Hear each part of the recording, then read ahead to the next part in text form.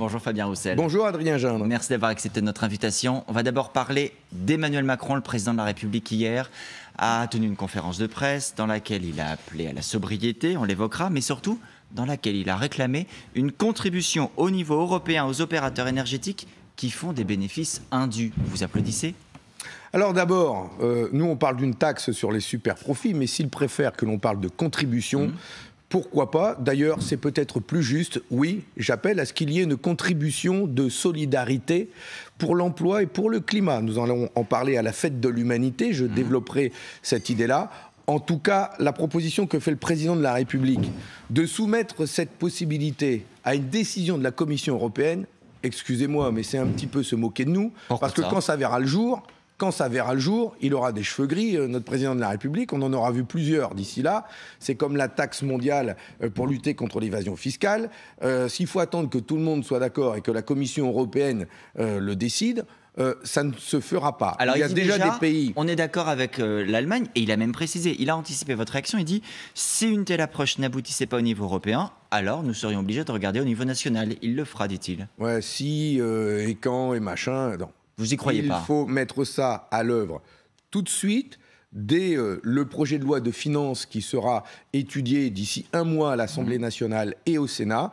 Vous pouvez compter, et les Français peuvent compter, sur les députés, les sénateurs, les sénatrices communistes pour défendre une contribution sur les super profits des multinationales, et pas seulement celles de l'énergie, mais celles qui sont parmi les mieux cotés en bourse, les 40 groupes français les mieux cotés en bourse, le CAC 40, ils ont réalisé en 2021 des bénéfices à hauteur de plus de 170 milliards d'euros. Mais pour vous, ce n'est pas lié à la situation actuelle à l'énergie, c'est une position dans le temps, durable. C'était un record déjà en 2021. Tous les ans, c'est un record supplémentaire. Nous sommes en crise, nous sommes en guerre, et on demande des efforts aux Français, et ils en font.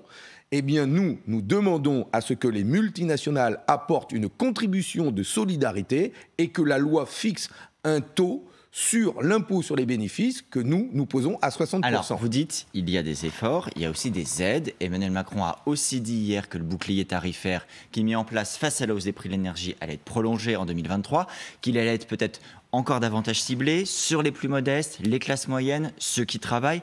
Est-ce que c'est un bouclier tarifaire que vous soutiendrez, par exemple, quand il sera soumis à la discussion au Parlement ? Ce que nous voulons, nous, c'est retrouver la maîtrise de l'énergie en France, de la production d'électricité et la maîtrise de sa tarification. Et vous ne me répondez pas sur le bouclier tarifaire. Mais parce que ce que propose le président de la République et le gouvernement, c'est en fait des petites ristournes, c'est des rustines. Voilà. Ou des grosses. Oui, mais bloquer écoutez, les prix du gaz, limiter la hausse de l'électricité à 4%, moins 30 centimes à la pompe, c'est pas rien. Ça coûte cher au budget de l'État, c'est limité dans le temps, et ça ne nous donne pas de perspective pour l'avenir. Sont exclus d'ailleurs de ces boucliers tarifaires les communes, des entreprises. J'espère que l'on va parler des fermetures de piscines et des difficultés de nos collectivités aujourd'hui. En tout cas, ce que nous demandons, nous, c'est qu'il faut retrouver la maîtrise de la production d'électricité en France décarbonée, renouvelable et nucléaire. Mais je vous repose, Fabien Roussel, quand même la question, c'est bien la clarté dans le débat public. Vous êtes parlementaire. Le bouclier tarifaire va arriver à l'Assemblée. Est-ce que quand le vote viendra, vous voterez pour, parce que ça aide certains Français, même si peut-être c'est imparfait, ou est-ce que vous voterez contre ? D'abord, nous aurons une discussion à l'Assemblée nationale et nous verrons bien les propositions qui seront faites dans ce bouclier tarifaire. Okay, moi, je veux voir combien, quelle durée et comment c'est mis en place. Et ensuite, nous ferons des propositions. Nous voulons la création d'un établissement public où nous retrouverons les activités d'électricité et de gaz françaises. Avant, il y avait EDF, GDF. Je rappelle que c'est sous Nicolas Sarkozy, il y a maintenant 3 mandats de président de la République, que l'on a décidé de privatiser EDF et GDF. Et le gouvernement actuel renationalise EDF en montant au capital. Il remonte dans le capital, ce qui ne veut pas dire nationaliser. Nous demandons la création d'un établissement public, d'investir dans la production d'électricité décarbonée. Nous allons en avoir besoin et nous demandons en même temps de sortir du marché européen de l'énergie. Comme Bruno Le Maire, qui dit la même chose que vous, qui dit qu'il faut le réformer. Et même la présidente de la Commission européenne le reconnaît. Bien sûr. Mais c'est bien parce que vous savez, les communistes, leurs parlementaires, cela fait à peu près plus de 10 ans, depuis 2004, depuis que c'est à l'ordre du jour, 15 ans, que nous demandons, nous, que l'on garde la maîtrise de notre souveraineté énergétique. Donc vous vous félicitez d'être entendu aujourd'hui. Bruno Le Maire et d'autres sont ceux qui ont vendu EDF, GDF au privé, qui ont fait en sorte que l'électricité se décide, le prix de l'électricité se décide à la bourse, Fabien Roussel, dans ce marché européen de l'électricité. Est-ce qu'on peut faire des erreurs et changer d'avis quand on est en politique? Et c'est pas une paille l'erreur, hein. Bonjour. Hein. Et donc, regardez ce qui se passe aujourd'hui avec ces communes obligées de fermer leur piscine. Alors, pas piscine. Je précise juste pour nos téléspectateurs qui ne connaissent pas. Vous avez raison. Ce sont des piscines qui sont opérées par des sociétés privées, enfin une société privée en l'occurrence, qui a fermé 30 piscines parce qu'elle dit le prix de l'énergie est tel, et une piscine consomme beaucoup d'énergie pour chauffer l'eau, je ne m'y retrouve plus et que je ne peux plus faire fonctionner la piscine. Et impose la décision en commune. D'où la nécessité justement d'avoir des régies publiques pour en avoir la maîtrise. Mais au-delà de ça... Personne n'obligeait ces communes à confier leur piscine à une société privée. Que ce soit des sociétés privées ou en gestion directe, l'inflation des prix de l'énergie, des produits alimentaires pour les cantines, coûte aux communes aujourd'hui 7 milliards d'euros. Elles ne peuvent plus s'en sortir. Donc vous dites qu'il faut aider les communes davantage. Il y a où elles ferment les piscines, où elles ferment les musées, où elles augmentent les prix de la cantine. Bref, c'est toujours les mêmes qui trinquent. Les Français, les enfants, les familles.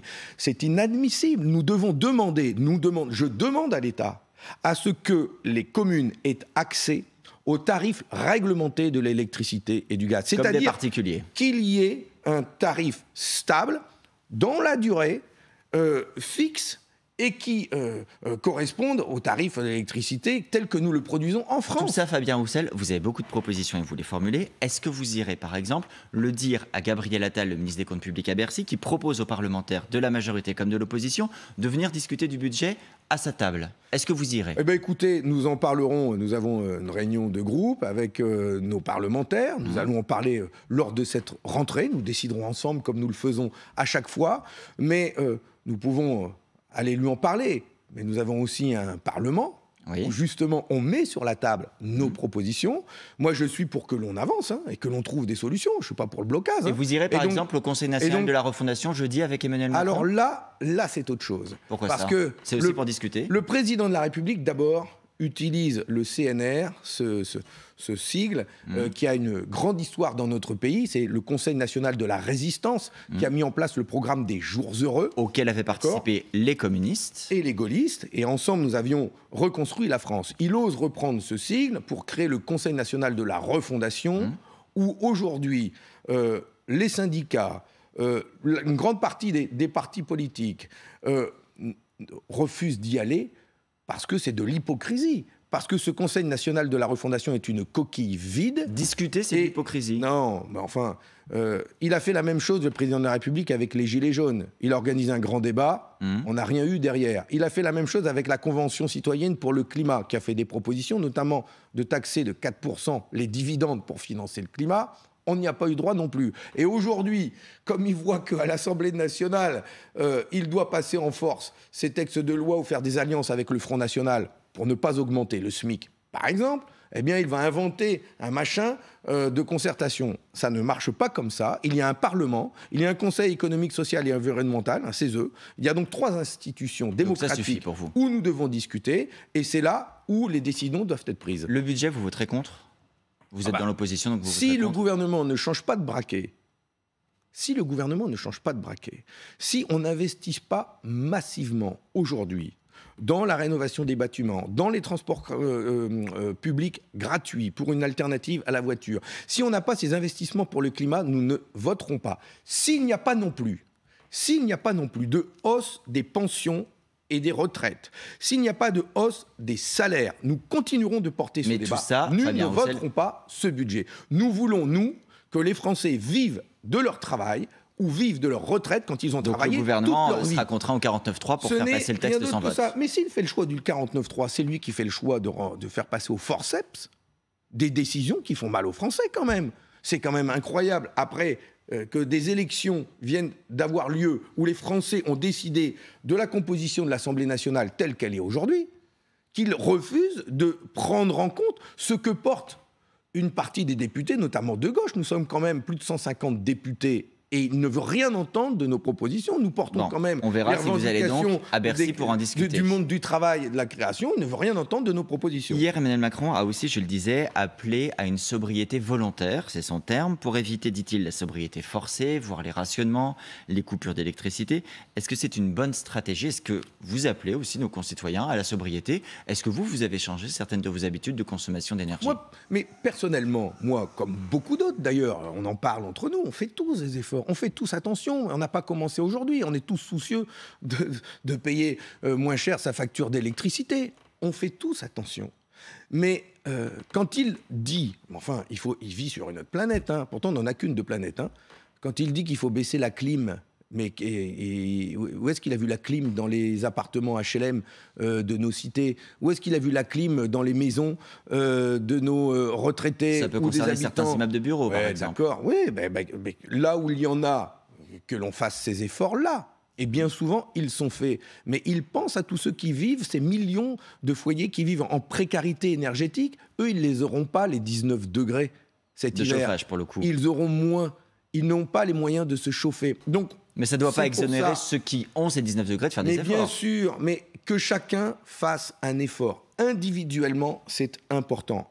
Mais le gouvernement et le président de la République trompent les Français quand ils laissent croire que c'est cela qui permettra de s'attaquer au dérèglement climatique. Alors, il dit que ça peut quand même permettre de réduire de 10% notre consommation. Ça permet de réduire la consommation d'énergie, mais comme on doit se passer des énergies fossiles, on va devoir produire plus d'électricité pour remplacer les énergies fossiles.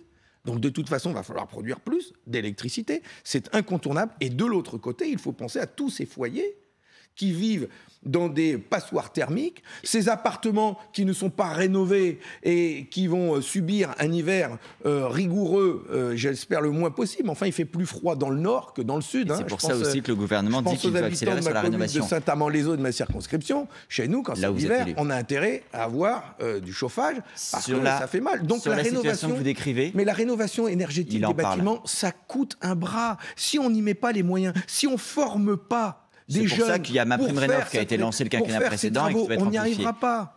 Fabien Roussel, hier, le président de la République, dans ce contexte-là, a aussi eu cette formule qui a fait réagir. Nous sommes en guerre. Est-ce que sur le front énergétique, climatique, vous dites oui, nous sommes en guerre, vu la gravité du moment? Oui, enfin, j'emploierai pas ce mot-là parce que la guerre, elle, on la vit, les Ukrainiens la vivent en ce moment, mais c'est le combat d'aujourd'hui et je marie les problèmes de travail et de pouvoir d'achat avec ceux du climat et de l'environnement. On ne répondra pas, on n'arrivera pas à s'attaquer au dérèglement climatique si on ne s'attaque pas aux inégalités sociales, avec un taux de pauvreté, un taux de chômage, avec des salariés qui ont du mal à vivre de leur travail.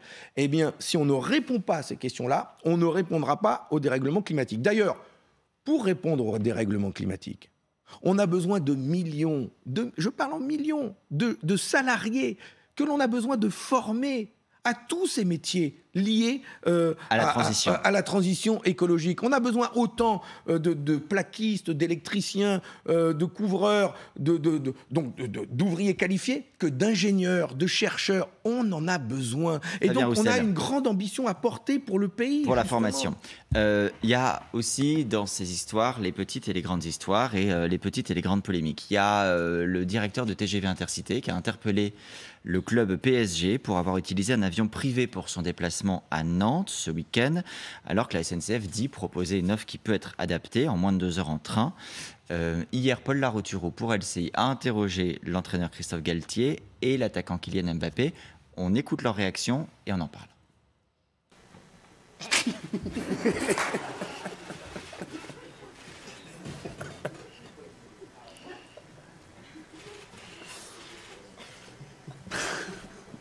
Excusez-moi. Je me doutais qu'on allait avoir cette question-là. Pour être très honnête avec vous, ce matin, on a parlé avec la société qui organise nos déplacements. On est en train de voir si on ne peut pas se déplacer en char à voile. Voilà. Sur les jets privés, vous en pensez quoi? Oh, je pense rien. Qu'est-ce que ça vous inspire? Eh bien, il charrie. C'est honteux, c'est condescendant. On ne peut pas demander des efforts comme ça aux Français, à la nation tout entière, et en même temps avoir une partie, une classe, une première classe, qui continue de se moquer de ces déplacements. Ils vivent sur une autre planète. Or, il n'y a pas deux planètes, il n'y en a qu'une, celle sur laquelle nous vivons. Quand ils gagnent 500 000 euros, 1 million d'euros par mois, eux, comme d'autres, hein, ils vivent sur une autre planète. Comme Bernard Arnault qui a pris un avion pour faire Londres et qui est resté 10 minutes en l'air. Bon, ils vivent sur une autre planète. Donc vous nous souhaitez, n'avons par qu'une exemple, planète. Et donc oui, quand il y a des trains, des intercités, des TGV qui mettent autant de temps, voire parfois moins que l'avion, oui, il faut préférer le train. J'en profite pour dire que le gouvernement aurait demandé à la SNCF de diminuer son offre de train pour réduire sa facture énergétique, mais on va à rebours de ce qu'il faut faire. Il faut même si le gouvernement a démenti en disant que c'est juste faire des économies, mais pas supprimer les trains. Oui, il faut tout faire pour faire préférer le train aux Français, et c'est bien la raison pour laquelle je propose que pour éviter les déplacements en voiture, nous demandons à ce qu'il y ait une carte de transport gratuite offerte aux salariés, aux retraités, aux jeunes étudiants, aux demandeurs d'emploi, qui leur permettrait d'accéder gratuitement au TER, au métro, au bus propre dans toute la France et 2 trajets en TGV. Encore une proposition que vous pourrez faire à Gabriel Attal en parlant du budget. Voilà, oui, et je ferai cette proposition lors du débat que j'aurai avec lui à la Fête de l'Humanité. Ah bah justement. Ce week-end, nous aurons l'occasion d'en parler. Parlons-en. Fête de l'Humanité qui est organisée de vendredi à dimanche. Une fois n'est pas coutume, dans l'Essonne, ça change. C'est le déménagement. C'est le déménagement. C'est aussi le retour de Jean-Luc Mélenchon. Ça fait un petit moment qu'on ne l'avait pas vu. Vous allez passer votre week-end ensemble ou chacun dans son coin ? Eh bien, écoutez, j'espère que nous aurons l'occasion de croiser, mais la fête est très grande et nous avons aussi des agendas très chargés. On verra. En tout cas, il est bien sûr le bienvenu. Comme tous les autres responsables politiques de gauche, comme tous les responsables aussi associatifs, syndicaux, culturels. Vous n'allez pas me faire la liste de tous les participants, parce qu'il y en a beaucoup. Philippe Martinez sera là. C'est quoi votre relation avec Jean-Luc Mélenchon aujourd'hui ? Il y a aussi 5 ministres qui seront présents pour débattre avec nous, et donc moi avec Gabriel Attal et Sébastien Ménesplier, le responsable CGT de l'énergie, pour pouvoir donc parler de ces enjeux. Et la fête de l'UMA, c'est une grande fête populaire et culturelle, avec Jacques Dutronc et son fils qui seront là. Il y a une belle line-up pour la grande scène. En français dans le texte, beaucoup d'artistes. Et donc votre relation avec Jean-Luc Mélenchon, comment vous la qualifiez aujourd'hui ? Eh bien, cordiale et studieuse, parce qu'on a du pain sur la planche tous ensemble. Quand Bernard Cazeneuve, ce week-end, lance un manifeste pour une autre gauche et dit que de son point de vue, la gauche est sous la domination de Jean-Luc Mélenchon, est-ce qu'il a complètement tort ? Bah écoutez, le jour où je serai dominé par qui que ce soit, vous me le direz, mais c'est pas mon genre, c'est pas mon style. Le Parti communiste français est une force politique indépendante, autonome, qui porte des propositions qui qui correspondent à ce que nous entendons dans le pays, avec dans un esprit de rassemblement, d'ouverture, de travail, sans fermer la porte à qui que ce soit, sans excès, sans outrance. D'ailleurs, et je l'ai déjà dit ça, et donc Vous serez à sa marche mi-octobre, il lance une grande marche contre la politique du gouvernement. Moi, ce que je souhaite, mais justement, ça fait partie des débats que nous avons entre nous. Moi, je ne souhaite pas qu'il y ait une marche de Jean-Luc Mélenchon. Je souhaite qu'il y ait d'abord, beaucoup de monde au grand rassemblement, à la grande mobilisation prévue le 29 septembre prochain, à l'appel des organisations syndicales. Enfin, on ne va pas déjà organiser... C'est le rôle des organisations syndicales plutôt que de la France Insoumise. On ne va pas aujourd'hui dire rendez-vous mi-octobre, alors qu'il y a un rendez-vous le 29 septembre. Sinon, on fait quoi ? On va à laquelle ? On choisit Ou on en fait plusieurs. Alors, d'abord, il y a une mobilisation le 29 septembre. Vous donnez rendez-vous pour la CGT. Non, mais on ne manifeste pas et on ne fait pas grève pour le plaisir, d'abord. Parce que ça coûte cher quand on fait grève. Il y a une grande mobilisation le 29 septembre pour la hausse de salaire. Nous demandons à ce que le gouvernement entende ces Français, ces salariés qui veulent que ça augmente. Rendez-vous le 29 septembre. Si le gouvernement n'entend pas ça et ne change pas, oui, il faudra appeler à d'autres mobilisations. Mais et alors, vous verrez si vous allez ou pas au rendez-vous de Jean-Luc Mélenchon. Puisqu'on est sur la NUPS, il y a eu un petit échange à distance avec votre amie l'écologiste Sandrine Rousseau. C'est votre amie ? Je dis amie. Oui, amie, non? C'est une collègue de la collègue. Siège à côté de nous. Elle a estimé qu'il fallait changer de mentalité pour que manger une entrecôte cuite sur le barbecue ne soit plus un symbole de virilité. Vous lui avez répondu, on ne mange pas en fonction de ce qu'on a dans sa culotte ou dans son slip, mais en fonction de ce qu'on a dans son porte-monnaie. Bon, quand on regarde dans le détail ce que disent l'interprofession de la viande, les centres d'études comme le Crédoc, en réalité, les catégories populaires mangent plus de viande que les catégories les plus aisées. C'est des questions d'habitude alimentaire. En fait, c'est un peu l'inverse de ce que vous avez dit. C'est plutôt elle qui a raison. Alors écoutez, bon, d'abord, il y a cette polémique stérile, nulle, ridicule, alors que les questions sociales et environnementales sont aujourd'hui dominantes et préoccupantes. Il faut avoir un peu de sérieux dans ce débat. Et notamment vis-à-vis de nos agriculteurs et du rôle de l'élevage français. C'est pas sérieux ce que fait Sandrine Rousseau? Et donc, non, c'est pas sérieux. Et donc, je répète ce que j'ai dit pendant ma campagne des élections présidentielles, et j'étais le seul à le dire, à gauche. Oui, nous devons manger moins de viande, mais nous devons en manger de la bonne et produite en France. Et produite en France dans des conditions qui respectent le travail des agriculteurs, qui respectent la nature, qui respectent les animaux, qui respectent le vivant, mais produire en France. Parce que moi, ce qui me préoccupe, c'est pas le sexe des escalopes. Ce qui me préoccupe, c'est de savoir si le mouton, le bœuf que je vais manger, il vient de Nouvelle-Zélande, d'Argentine, du Brésil, issu de la déforestation, ou produit de nos agriculteurs français. De combat. Ce qui me préoccupe, c'est que les Français, ils aient accès à une alimentation saine et qu'ils puissent manger à leur faim. Mais elle dit la même chose. Mais pas seulement. C'est qu'ils puissent aussi avoir la possibilité d'accéder à des loisirs, à se faire des repas en famille, des barbecues ou aller au restaurant. C'est pas ce que défend Sandrine Rousseau et les écologistes. Nous avons une conception complètement tout autre de l'alimentation et du rôle que l'alimentation et nos paysans peuvent jouer dans justement le réchauffement climatique, parce qu'ils contribuent beaucoup justement à faire en sorte de baisser les émissions de CO2 dans notre pays. Une conception tout autre, mais vous êtes quand même ensemble dans la NUPS. On voit qu'il y a quand même quelques nuances entre vous. Vous savez, être ensemble dans une coalition, ça ne veut pas dire qu'on est d'accord sur tout. Sinon, on serait dans le même parti. Merci beaucoup Fabien Roussel d'avoir été notre invité.